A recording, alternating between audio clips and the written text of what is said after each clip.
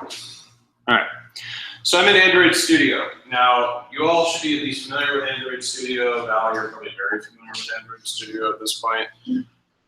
So what I'm doing is I'm going to show you three things. The first one is a library that I think you should use called Butterknife. It's fantastic. Now that you kind of know the process of how to do things, this will actually be very, very nice. Okay. And so Butterknife, in order to do it, you come down to build.gradle. You always use the app module build.gradle, not the project module build.gradle. It doesn't help if there's two of them. And then what you do is you install Butterknife, okay? In general, for all your Android projects, you can toss this in.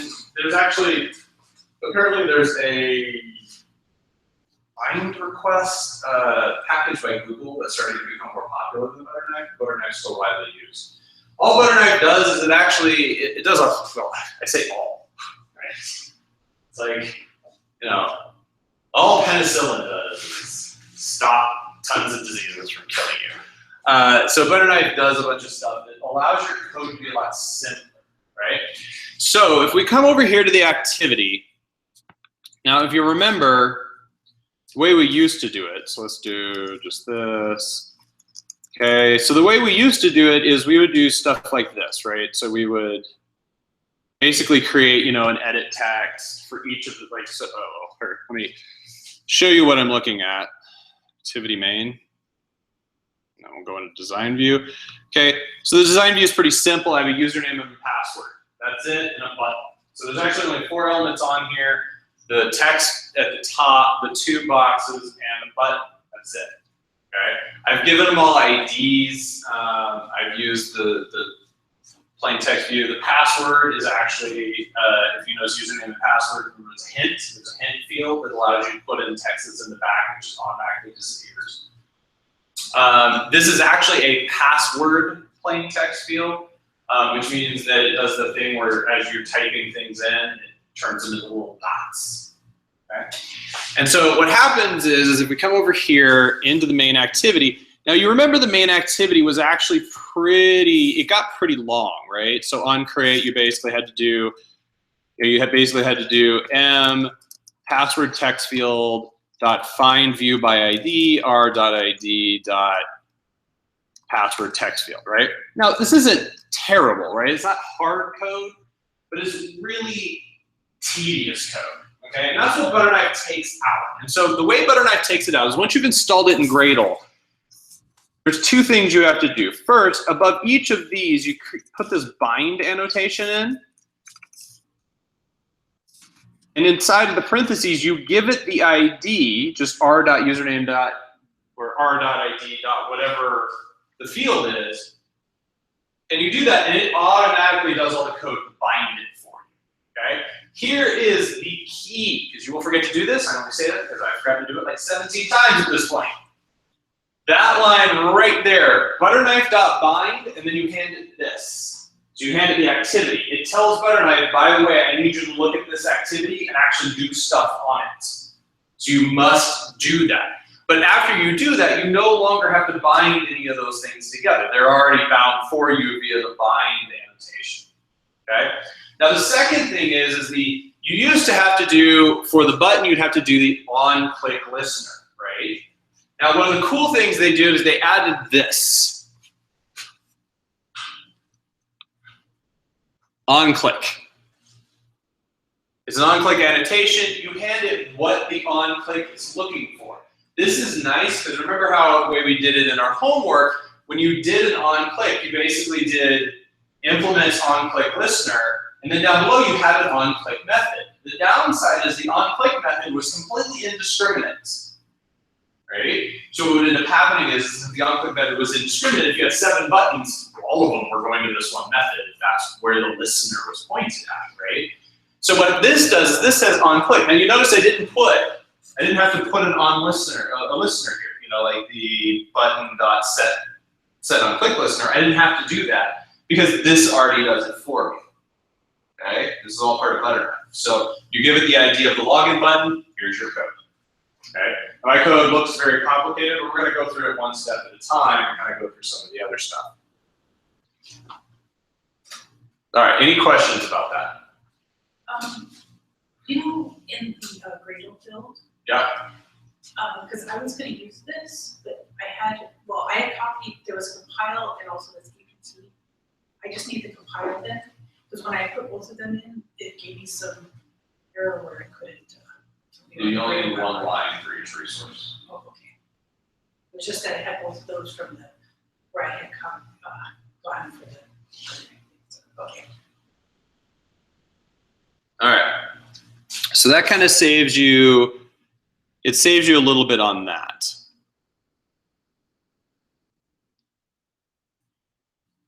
All right.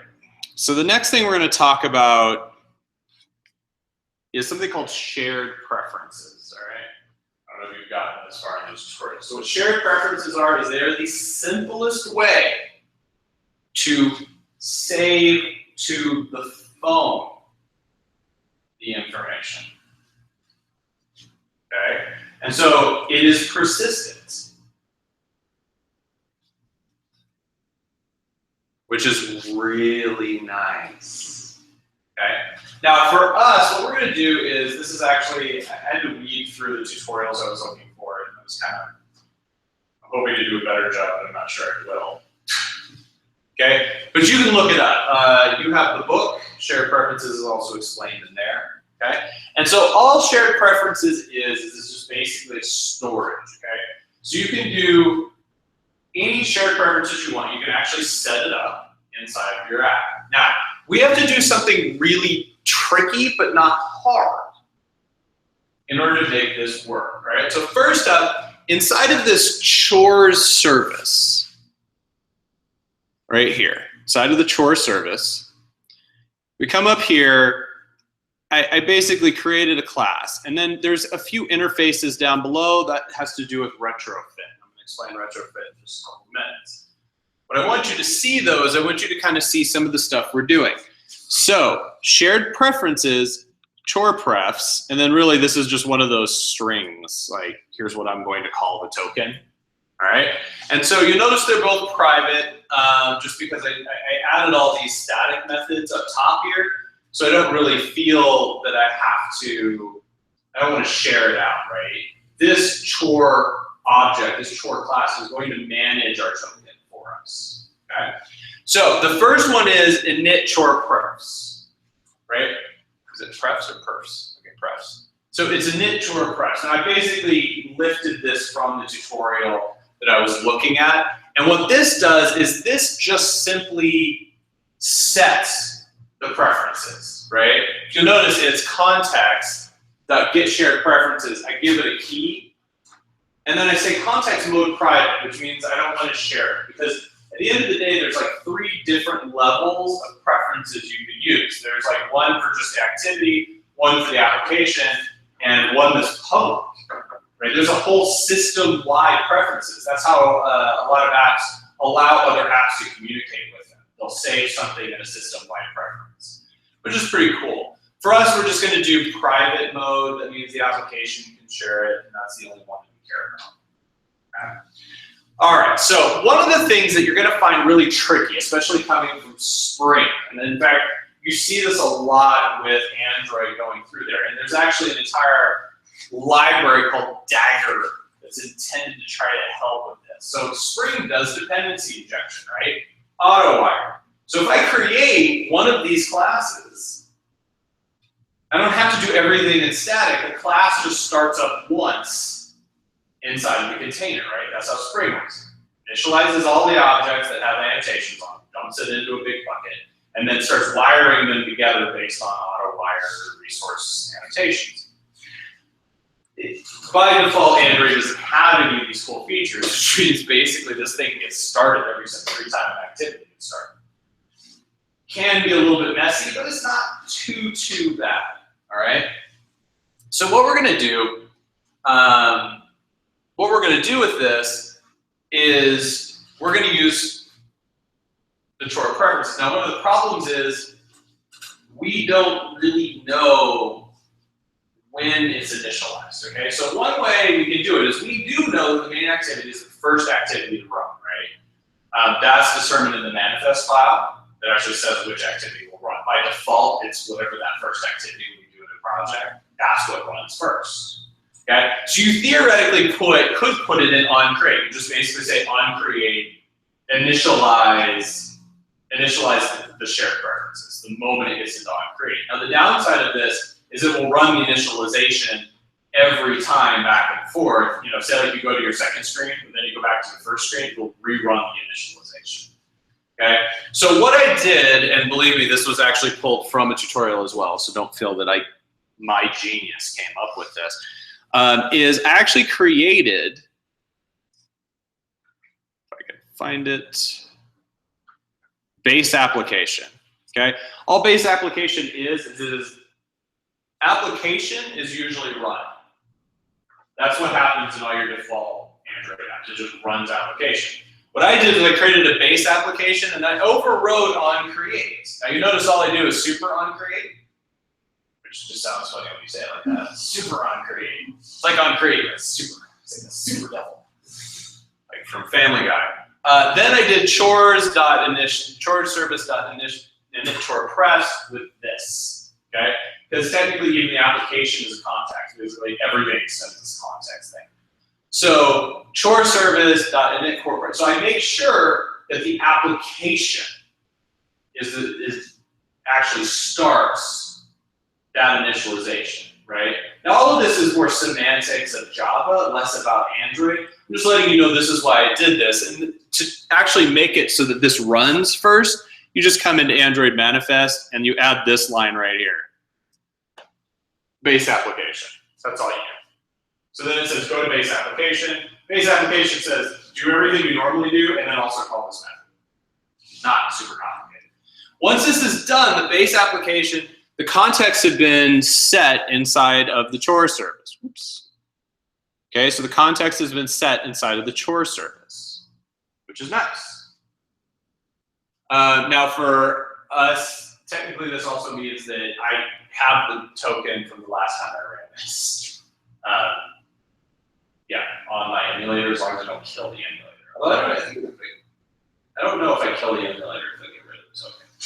Okay, so the other ones you're looking at is get current token, which is the fourth one down. All that does is it just basically says chore prefs, get string, and it goes in and grabs whatever the key is. So shared prefs save key value pairs. That's it. So it's nice if you don't need to save a whole lot of data. If you need to save some data, not a whole lot of data, what it'll do is it'll actually make it so that you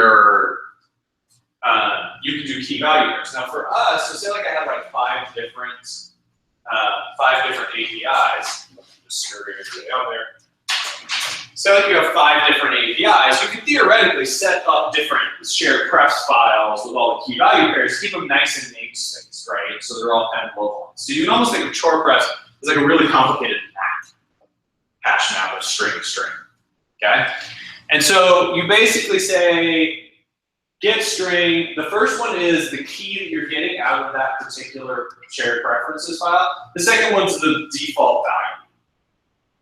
So if you did have something like get average or get grade and there was no grade, you would return grade if you really wanted to. For this one, I'm just doing return null because if it's not there, it's not there. Okay? Then you have this editor. So you can't directly edit the shared prefs. You have to actually go through an editor. I honestly have not researched enough to tell you why or if this was a design decision that they made. But the nice part is that in this instance, even if someone were to get the chore prefs, it doesn't matter because they'd have to get an editor. We've made the editor private. Although if they get the chore prefs, they can get it themselves. But everything's private, so no one else should be able to get this. But you don't have to do that. You can make it public, or you can show the same preferences. It doesn't really, I mean, from an object-oriented standpoint, it makes a difference, but it doesn't really, it's not going to kill you either way. So we get the editor. Now, if you'll notice, save token. Now, what save token does is it gets the editor, puts the string at that spot, which will replace whatever's already there, right? It's just like a map.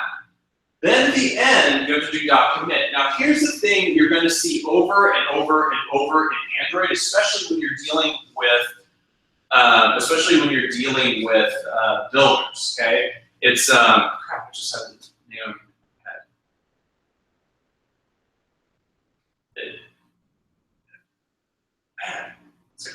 usable over time. Basically what happens is everything returns something. So in other words, you have the thing where it's like you say this dot something and it returns you a true or false. What these are is these are very, I can't remember the term for it.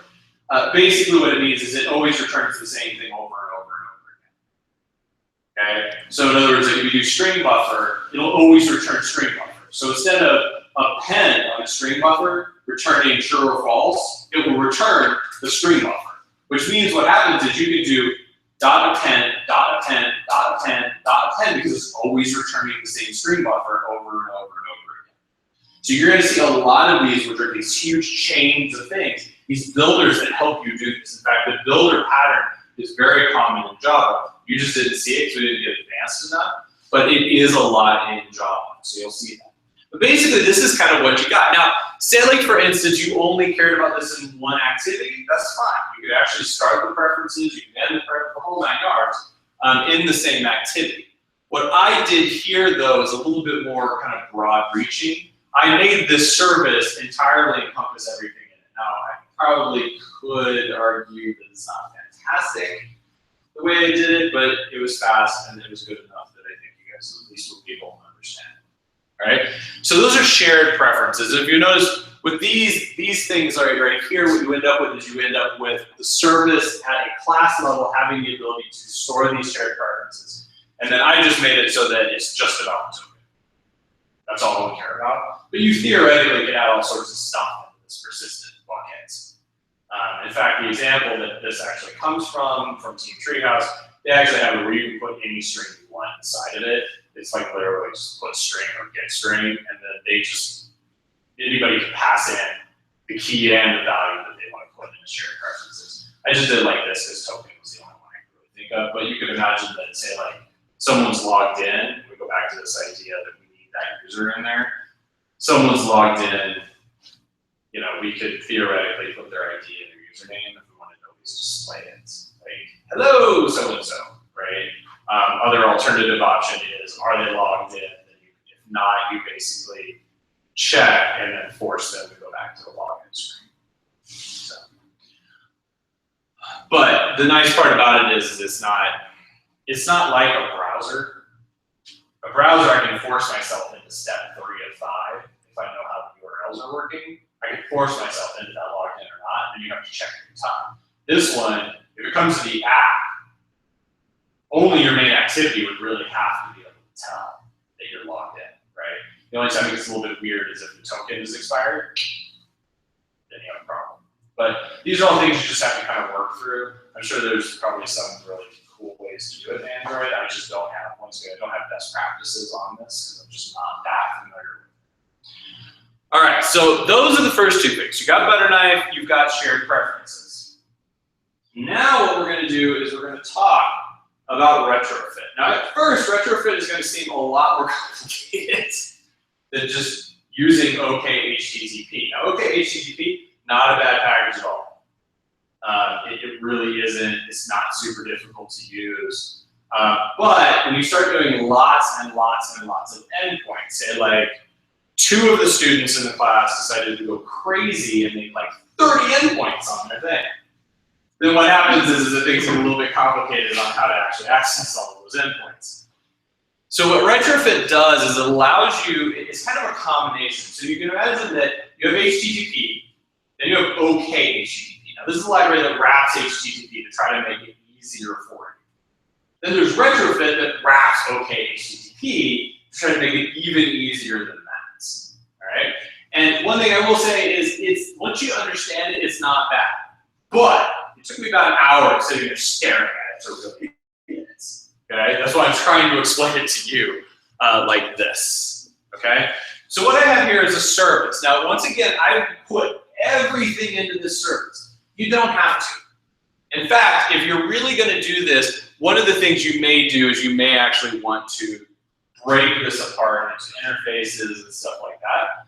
But essentially what happens is that the first step for retrofit, other than actually dropping in the 2 dependencies, which are in here, they both say retrofit. One is for JSON, which is a JSON translator. Very common, it's made by Google. The second one is the actual core retrofit, which is the thing that generates all the code. Most of the libraries I'm using are actually developed by Square. And they're really very popular in the Android community. Dagger is by Square. I don't think OK HTTP is, but retrofit, I'm almost 100% certain is from Square. Square is very popular in the community. Okay, so first thing you have to look at. Now I know there's a lot going on here. First thing you look at is this. Okay? Now, if you wanted to, you could actually make one API. But you really don't have one API with your backend, do you? You have at least two. You've got the parent and the child APIs. So what you do is you actually create these interfaces. The interfaces basically contain every endpoint for that API. Break them up however you want. It's really arbitrary. But organizationally, the way that I would do this is and the way I started doing is I have one endpoint for this API, and eventually it would be expanded to two, right? It's get parent token or get child token. Why? Because there's two endpoints in your API. So I would actually create two of these. Now I didn't because I wanted to give you enough time to absorb this. Okay. So this interface is my login. Now if I had done it right, it'd probably be login API, not just login, right? Login API is a better way to call this. And this effectively represents your API. That's what represents your API. Okay? And so what you do is you either have a get or a post, actually it puts in there as well. You do whatever you want. Now there's some documentation on the retrofit that kind of explains this even better, because what you can do is you can actually have the ID, and you can put a squiggly brace, say like it was token squiggly ID. Then the squiggly brace becomes path tokens down here. Okay? And all you're doing is you're creating an interface. You do not implement this interface. That's what retrofit does. They take the interface, they create a concrete class out of it, and then they implement what would happen here. Because at the end of the day, the code is not different. If you were willing to spend months trying to come up with a library, it's really not all that different. Okay? So for this one, this login represents the parent login for the token. All I'm trying to do is get a token. Okay? Now what I've been doing is, since I'm using JSON, by default, well actually when we get up to the converter factor, you'll see, it will try to either convert, either serialize or deserialize the object into a JSON object, which is fantastic. That's exactly what you want. Okay? So this interface is posting to token. Now, one big thing here, you're going to run into an error if you don't do this. Your base URL has to end with a slash. They just made that decision. Not most of our stuff, we don't put slash, we do slash children or slash parent. They didn't do that. So it's just, you have to end it with a slash, and then everything is just a bare beginning for your thing. So technically what this is if you look up at the top, all I did was I have a base URL, which is their URL. This should probably be a system preference. This should not be hard-coded. But then I also have base URL of parent, or parent base is all of that exactly plus parent. By the way, that should have been parents, not parents. So at this point, I'm going to tell you that. I would say save it until next week, because if you change it, everybody has to change it. This is why having good API design and naming at the beginning is so important. All right, so basically parent base. Now you notice both of those have a slash at the end of them, because if they don't, they error.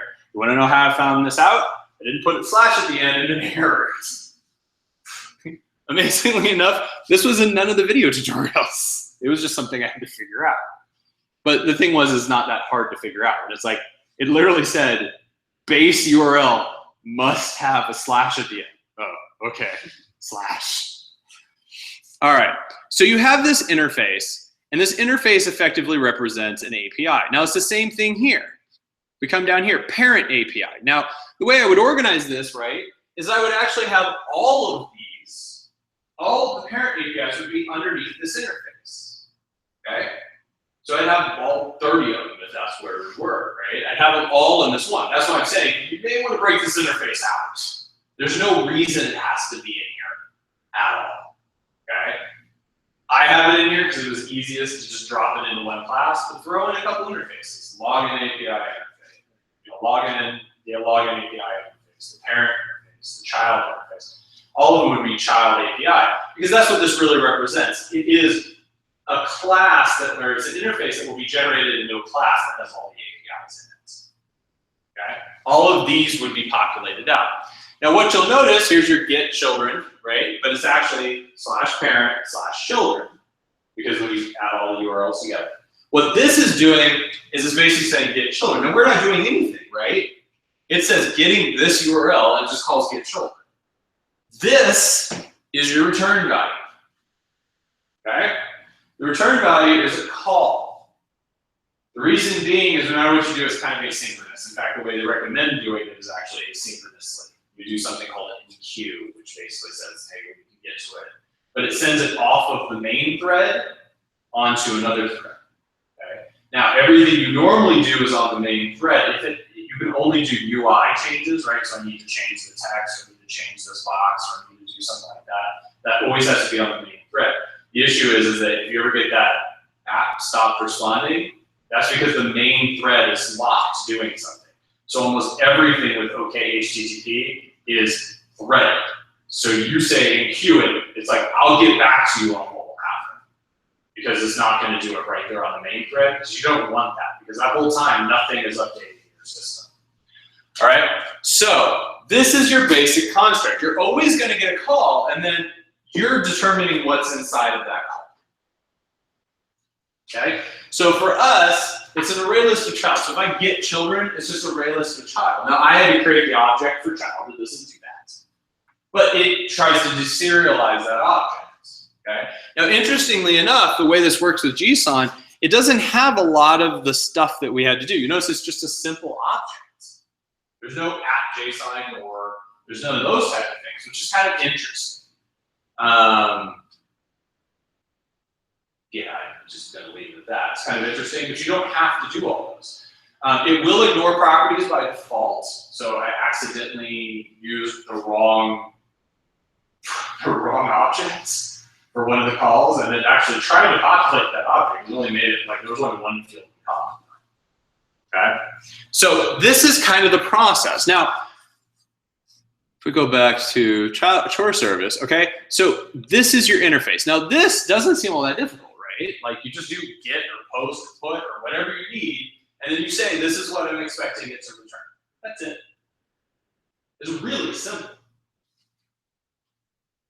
The part that seems less simple, so let's actually look right here. So for the login, we need nothing really strange here, right? There's no auth tokens, there's just a body that we're posting, okay? And so what this does is this is just simply a way for the service, it's like almost like a wrapper method that will generate your retrofit stuff, okay? And so what this does is you do get login API, and we're just going to return a new, and this is all like one chain of code, okay? So we say new retrofit builder, this is going to be the same no matter what, add converter factory. This says how you want it to be converted. What if you're doing XML? This would be probably an XML converter factory. You just have to go to retrofit and find out which converter you want. You can install as many of them as you want, okay? So for this one, it's just JSON converter factory, which I'm going to give you for the next 2.5 weeks or 2 weeks, you're literally just going to be using JSON converter factory. So the next one is the base URL. If you forget base URL, guess what? It'll error. Guess how I know? I forgot base URL and it errored. Okay. So then the last one is build. So you actually build this retrofit thing, and then you say create. So you can imagine a scenario where you may actually do something where you take this builder and you save it up as like a class variable, and then you just create it when you need it. For us, we really don't need anything that complicated, so we say create. Now you notice at this point, up to this point, in fact, if you think about it, this right here could theoretically be the same for 4 or 5 different APIs. Dot create, and then you hand it whatever the interface is. Dot class. So this is login.class. This is why it annoys me that I called it login. Okay?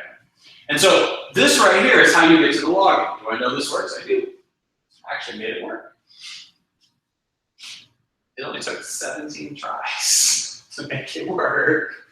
Okay, so now what we have is we've got this. Okay, so get this API is really useful because it wraps this process of building the actual retrofit API. Because when you say create, what it's doing is it's going out to the interface and then it's actually building a concrete class for you and then sending it back. Because there is now a concrete class under it. Okay? Now, if we look at a little bit more complicated, what do we have to do for every other endpoint under parent? What do we have to do? From just an HTTP perspective, I'm not asking Android. What happens if I just send you a request?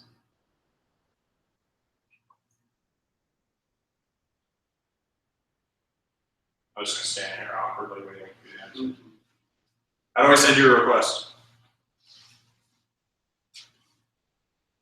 Is it how you send us a request? Huh? Is that what you asked? How you send us a request? You can work with .jet or. Yeah. So if I want to get all the children from a parent, what do I have to do? Can I just hit it? Dang. You have to hit the children endpoint with the GET request. Okay. So I hit a children endpoint with a GET request. What's going to happen? It's going to give you all the children. Is it going to give me all the children? All the children for that parent. For that parent. What are you saying, Eddie? I was saying you have to have a token first. There you go. You have to pass the token, right? This is usually where your front end falls apart as well, right? It's this idea that you pass the token. This is the big reason I wanted to do this, so that you have an example of how to pass the token. Because as much as I want you to know everything, I would rather you have a working product than figuring out how to pass the token.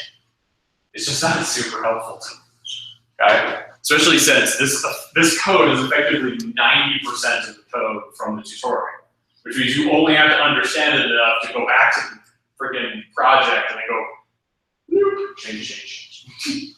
Okay? Don't get me wrong, like most of this program came from all the other programs I've done from Android, just going back and okay, I remember how to do it. Like the more projects you do, more like this repository.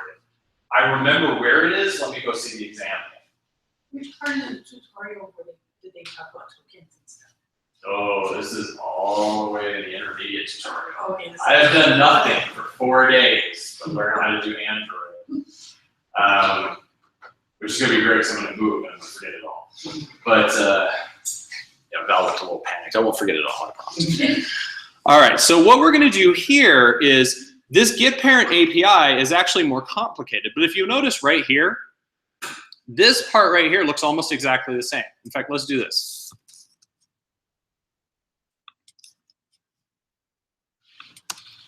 All right. So if we look at the top section and the next section, what's the only thing that's different between those? The client and the converter. Oh, am I missing a converter factory? That's not supposed to be different. Hold on.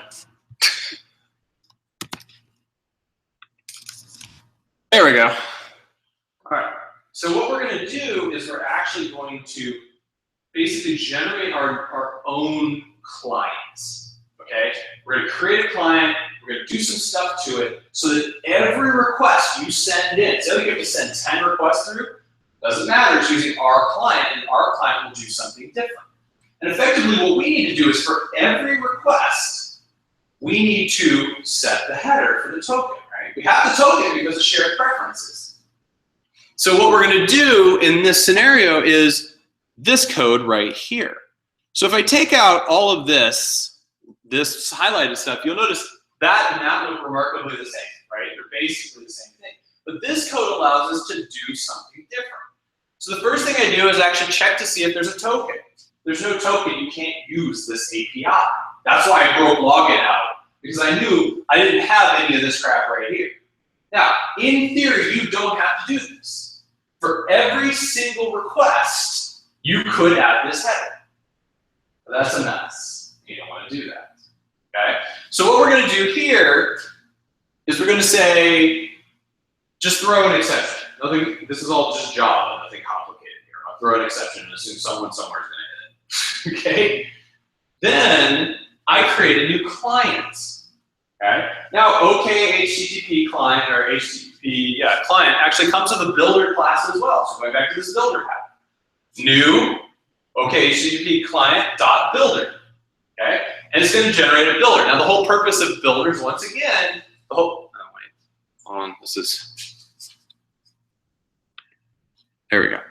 So the whole purpose of builders is to make it so it's easy to chain things together, okay? And so we're going to do .builder, and the first thing we're going to do, in fact, this is the only thing that's different, is add interceptor. Now, what an interceptor does is basically doing exactly what you would imagine, right? What's an interception in football? I guess you would go with on its defense. Or even, I guess, technically, it would be, I don't know how to describe it without You catch the ball the other team through.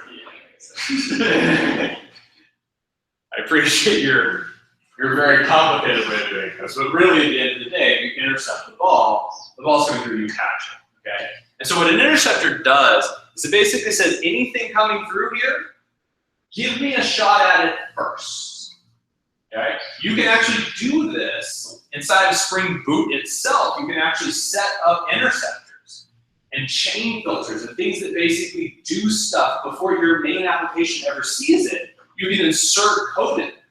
So it's a really common one to like insert, like you'll do interceptors and insert into any request, like cache control headers, or checking for username and password can even be done inside of interceptors. In fact, that's a lot of how Spring Security works, is it intercepts every request coming in and actually checks it. If it doesn't work, it just sends it off saying you can't be here. Your code doesn't have to deal with it.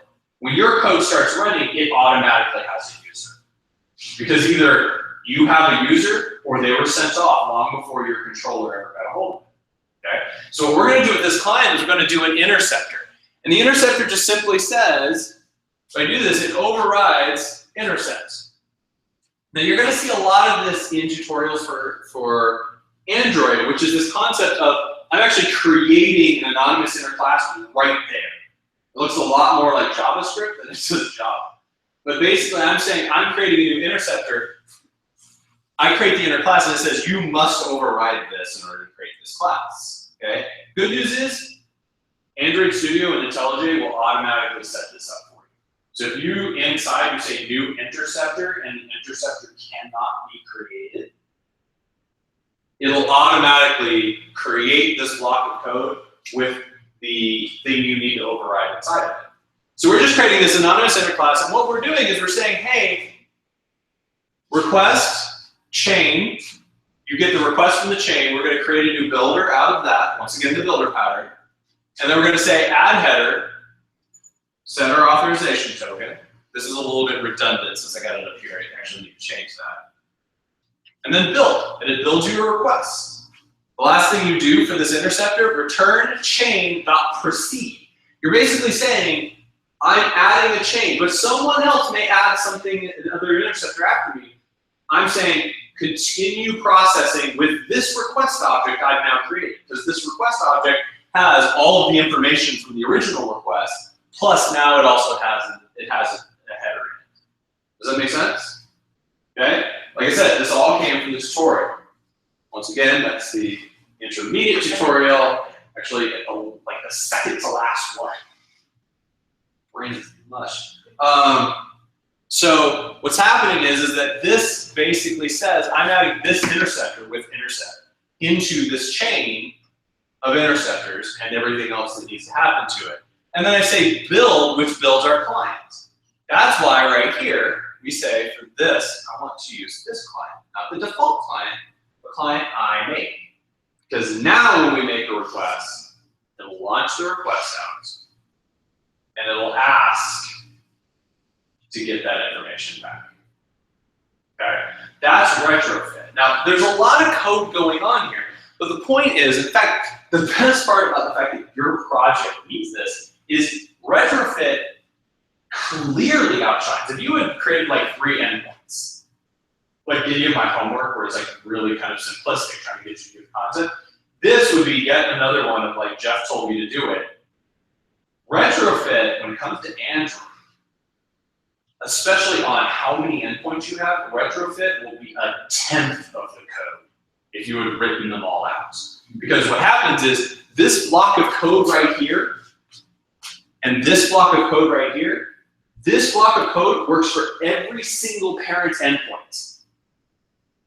Because this will set it on the client. So everything you call in there will work fine with this little block of code. Now, what would you have to do otherwise? If you didn't have retrofit, you'd have to basically have some code that inserted a get header in every single request for every single endpoint. You could not get more copy and paste than that. Okay? So this is going to wipe that code out for you. Now, the way you use this, if we come back over to our main activity, okay, so we have blah, blah, blah. All right, so I have an on-click on the login button. So once someone hits the login, what do we need to do? We need to log them in and get a token. Logging them in just means we're going to hit the API, get a token back, and then set that token in your shared preference. This is all it really means. Snack bar, Toast. Did I show you guys Toast? You've seen Toast. You guys. Yeah. So Snack Bar is like a newer version of Toast. Instead of just a little popover, it's actually a bar right above the bottom. Okay. So I actually like Snack Bar because I've never seen it before, so I'm using Snack Bar. I just love that everything's handy, except for Toast. But Toast is actually an industry-wide thing. Toast messages are actually just also known as flash messages. It's more of an industry type of thing. All right, so the first thing I'm going to do is I'm going to create a new chore service. We don't have a chore service. Now I could create one and uncreate it if I really wanted to. But I didn't have one, so I'm just going to go with chore service. Like I said, you probably actually should create one creates. Okay? Then user command. This is just a very simple command that does username and password. That's all it does. Okay? It's a two-field object. I just needed something to be converted into JSON to send over. So I created one. All I'm doing is I'm grabbing the text field. I get the text, right? From both the username and password text fields. I grab them to create a user command. Now the next one I do is I say chore service dot get login API. So I'm actually pulling the login API from the chore service. Okay? This will return that interface, right? Because if you think about it, get login API, it actually does that retrofit.builder. It actually creates the API right there and returns it. So I now have a handle on that API. Then I say get parent token. Get parent token is actually the name of that method in the interface, right? That's the name we gave it. Now, I pass it user command. So let's go back and I want you to see kind of this logic here. So get login API right here. It's going to create, using the login class, it will create a concrete API for it. Login, do post, get parent token, so that's how we're getting it. User command, @body. Okay, so what @body does is it says, this is what I want you to put in the body. The converter, the JSON converter factory, when this says, when it creates that system, it's going to say, whatever you pass in, I'm going to take that, I'm going to convert it to JSON before I send it. Okay, so @body is kind of important. So going back over to the main activity, okay, like I said, this all looks kind of messy. It really isn't. These two right here could actually be simplified if we really wanted to get username and password. We could break them out. In fact, let's break them out real quick just so it looks less scary. So I'm going to say string username equals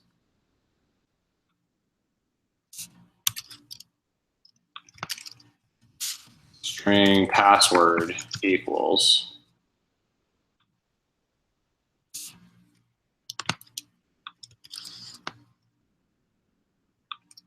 username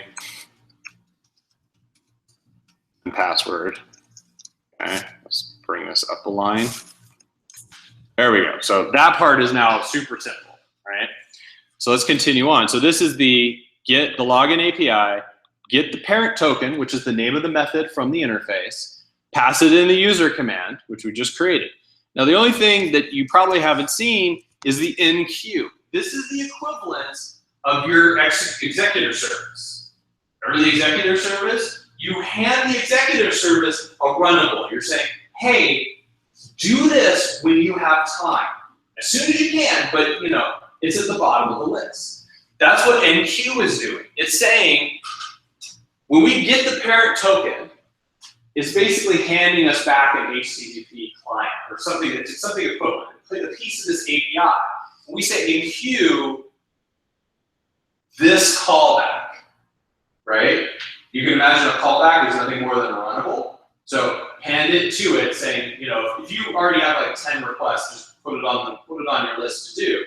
It then enqueues it, but it is doing it in another thread. So your main UI thread is completely free and clear. It's not waiting. This runs, it's done. It's over. So this whole thing, this whole line runs instantly. And in the background, it's sending it off to the server.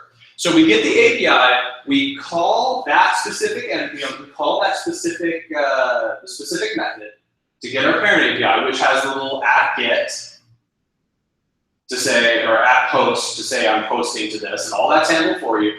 And then all it's doing is, when you say new callback, it drops this callback in here. And this is, again, an anonymous in a class. You could technically do a class if you wanted to. It's not a problem. But the nice part about this is, because I kept it inside of this activity, I have access to all of the activities crap going on. So then what happens is, it gives me two methods to override. So the callback has these two methods that are not implemented, so I have to implement. First one, on response. Okay? This is saying the server came back and responded. The second one is on failure. This is saying we had some issues, right? But it requires there to be no network, or so like if there's no network, if there's no your server has disappeared, or you're updating it at that exact moment, or it times out. So it could happen during a scenario where you're waiting and Heroku has to spin up for 20 seconds. So all of these are possibilities, and this is when on failure happens. Like API is throwing errors. All I really do is log it, but I also make a snack bar system fail, try again, right? Up here though, any response makes it to on success. So if you try to submit and the login fails, response code will be whatever the response code is. Login fails is 401, I would assume, unauthorized. Okay? But, so we say unable to log in, try again. Actually, in this instance, actually that's about right. Unable to log in, or login failed would be another good one to tell them. So if it's 200, it means it's a success, right? So since it's a success, all we're going to do is we're going to say token command equals response.body. Okay, because that, for the login, if we go back over here, what's it going to return? A call with token command as a return value. So when we come into the main activity, which apparently I broke, what did I do? Yay! Okay, so what happens is that we basically get the token command back. So all I have to do is just do response body, because the body's already been parsed into the token, which is another big benefit of retrofit. Is it automatically, not only does it automatically parse outgoing stuff with the converter, it parses incoming stuff with the converter. Super nice. Okay, and so then we have the token command. Now everything else, we save the token inside of our shared preferences, so we know we're going to have it. And then we start a new activity, which is the you're awesome activity. Okay, this is going to kick off. This actually goes into stopped mode.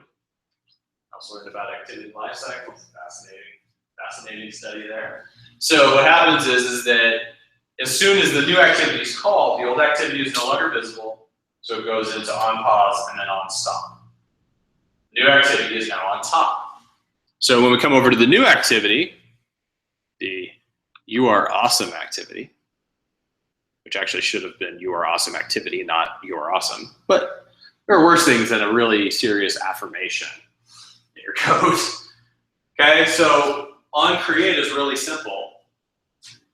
Super on create, we do the same two things we always do. right? We just leave them alone. Then after that, we just basically say toast, make text, the key is, and then I go to chore service and I get the current token. So it carries between activities. This is really useful. In fact, if we were really, like, I gotta figure out a way to do it. Basically, in onCreate, I'd have to say, you know, if the key already exists, then toss you over to you're awesome. So I could do that, or basically say, you know, create an intent, start the activity immediately if you've already logged in. Problem is that I would never be able to see my login screen again. But, so that's kind of how you do it, right? Now the cool part is that, say like in here, we wanted to just grab children, you know, that children endpoint, it's not hard. Right? So we basically say chore service.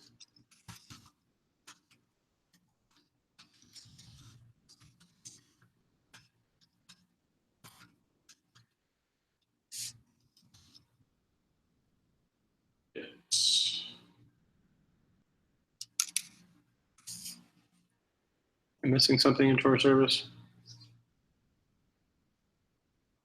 Public static. Oh, it's static. So this one's not static, this one is. So that's what's going on. So I don't even need this since I made it static.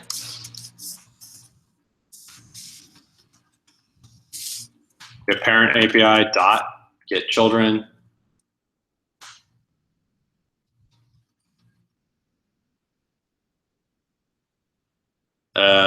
This is the exception that I'm throwing, right? So you could say something like, surround it with a try catch.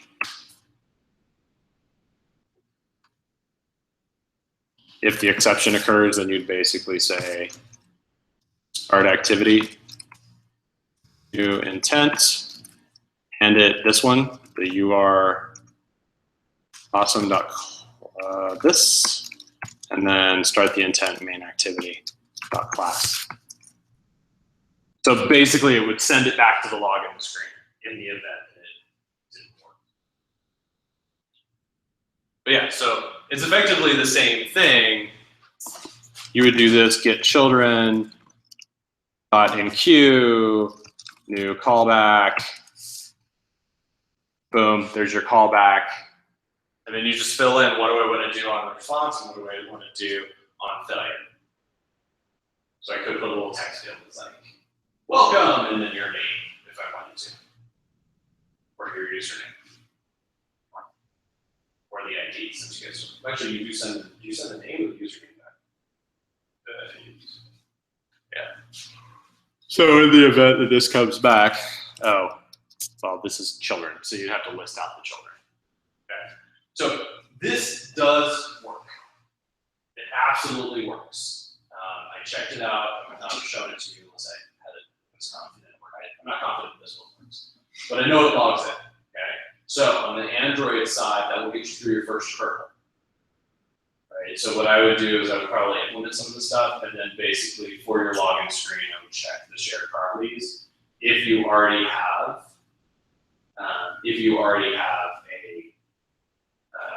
a login, then you would probably just flip which activity. So on create, it would go from that page over to login. Or what you could do is make the login your first one by default. Like your first activity is login. They come in, and if they're already logged in, checking the shared preferences on create, you immediately start a new activity. Pausing this activity, immediately starting their activity and send them to whatever your first home page or dashboard is.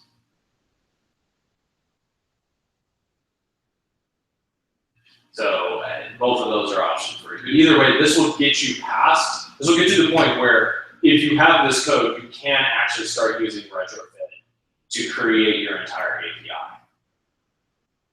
And you have examples of how to use it, which is good, because that's what you want. And because if you start saving it in shared preferences, right? If you save that token in shared preferences, then each API or each screen just has to relook up the information from that token to get the information. Did you guys ever figure out how you're gonna, they're also passing back now, they're passing the ID back, which is why it was what I was yelling at them earlier for. Because what happens is if you have a login, it used to give you the token, but the only endpoint they had required an ID, which you don't have. So. Okay? So, you know how you said the retrofit encompasses like the OK HTTP stuff? Yeah, it uses OK HTTP. So I noticed, so when you did the OK HTTP client, like, and you said, you didn't have to put that in the build Gradle, since you're already. No, yeah, it's a dependency of retrofit. Yeah, so as long as you have retrofit, you have to. Yeah. If you're concerned about it, just slap it into Gradle. That's part of what this dependency management does, is it makes sure that if you include something, and this includes something, it's not like it's going to import it twice, it understands what dependencies it has to download. So let's say like, you know how you said that the Roku could take, let's say it takes 30 seconds to come up and the user tries to log in and then they get kicked out, they get like an error. But the Roku is still starting up in the background, right? So if they just keep on trying, eventually they'll get to it. Unless it's putting the wrong username and password. That's why if an error happens, you generally want to put a toast or something on the screen saying login failed versus, that's why you have two messages. Login failed or server's having problems, retry again. Something to indicate just hit submit again. Because if you think about it, your activity doesn't automatically clear. It's not like the web where you hit login and it sends you back to the login. It must provide all of that information. That activity is sitting there with that information until you move to another page. Now, when you move to another activity, to give you kind of an idea of the life cycle, remember I told you it stops. Now, to preserve memory on mobile devices, any stopped activity can be incinerated by the operating system at any time. So you have to make sure that when it comes back, now there's actually two spots. I'm trying to think, on resume I think is the big one. So you put on resume in there, and then if it comes back in, you can actually ask, please refresh whatever's happened. So you have like the user detail page, and then you leave to go to the children's page, you come back to the user detail page, if something on the children's page could impact it, you might need to restore type stuff, make a call again, stuff like that. You can do that on resume. So it's a life cycle thing. I would actually not worry about that yet. Like if you're really running into problems like that, you'll probably notice it. Then we can kind of work through that with you on Monday. Okay. So one of the things, well, actually, any questions?